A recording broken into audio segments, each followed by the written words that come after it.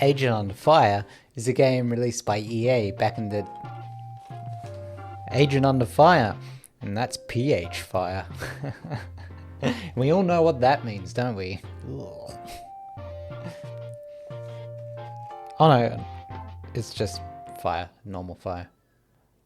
I love the James Bond franchise so much. Ever since I started playing GoldenEye 64 as a kid, and then I watched the movie GoldenEye, I loved this character so much. So much that when I wanted to be an actor, I wanted to play James Bond one day, and yeah, so I don't think that would ever pan out. I also loved Bond so much that when I was a kid, I wanted to be a spy, and I think I was the only child outside of Mother Russia to want to be a spy when they grew up.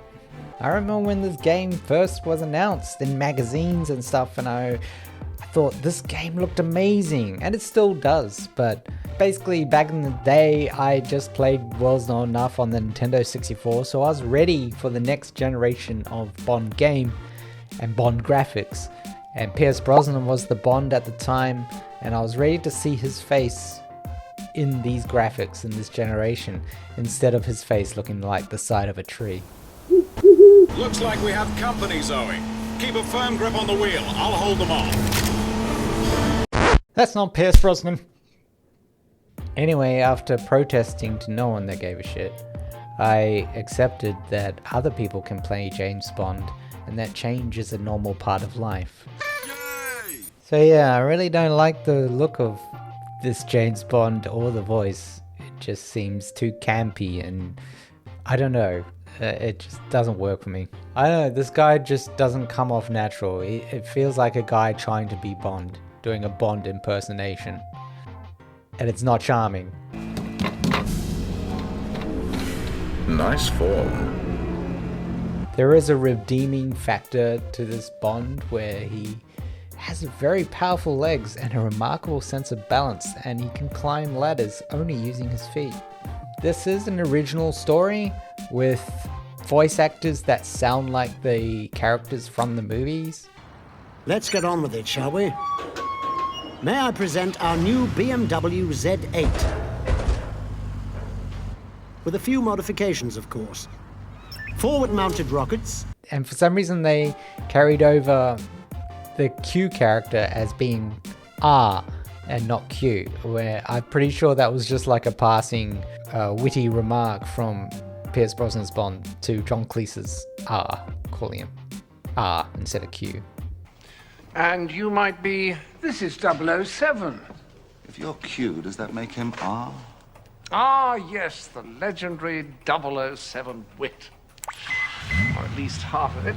So the G8 summit was a summit back in the day where a group of 8 world leaders of different countries like UK, Russia, America came together, and I know that was just 3, and discussed good things.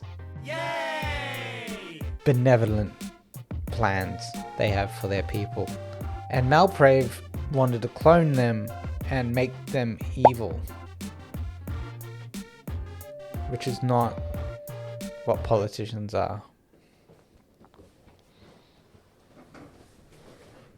So before every level, you're briefed by M, played by Judi Dench, but it's not actually voiced by Judi Dench. It just sounds like Judi Dench. 007, the CIA has come to us for assistance. It appears that one of their agents, a Miss Zoe Nightshade, recently sent out a distress signal. So M briefs you on the mission, your objectives Q, well, and this one is R, tells you about the gadgets that you're going to use. Now pay attention. I provided you with a high-tension grapple line I call the Q-Claw. Man, MI6 has more letters than a post office. Not only does R brief Bond before each mission, he gives them updates and tips while he's on a mission. Bond, R here. There appear to be 2 ways into the building. You could use your Q-Claw on that... The flashing beacon on your GPS map indicates the position of the locator.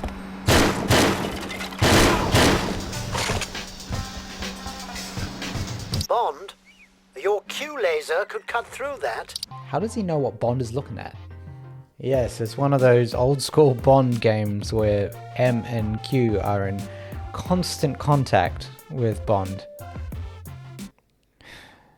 Bond, M here. I'll try to keep in contact with you.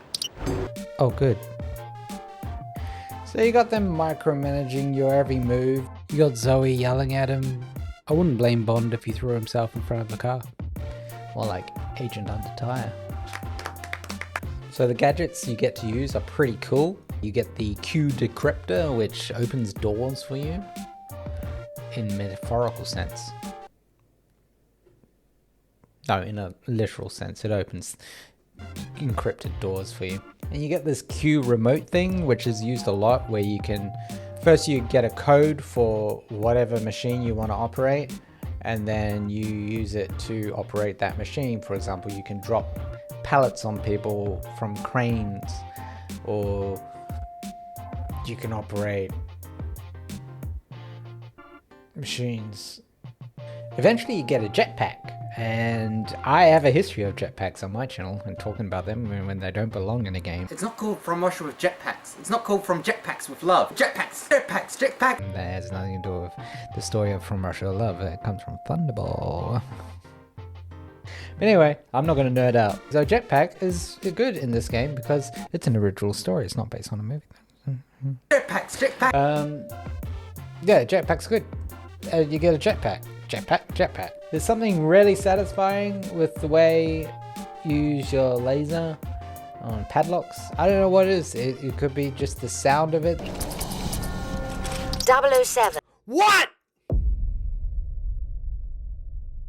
It should be in plain sight. I don't know, I just like using the laser on the padlocks in this. So basically you can enter vents and get a Bond move. What's a Bond move, Dave? Thanks for asking.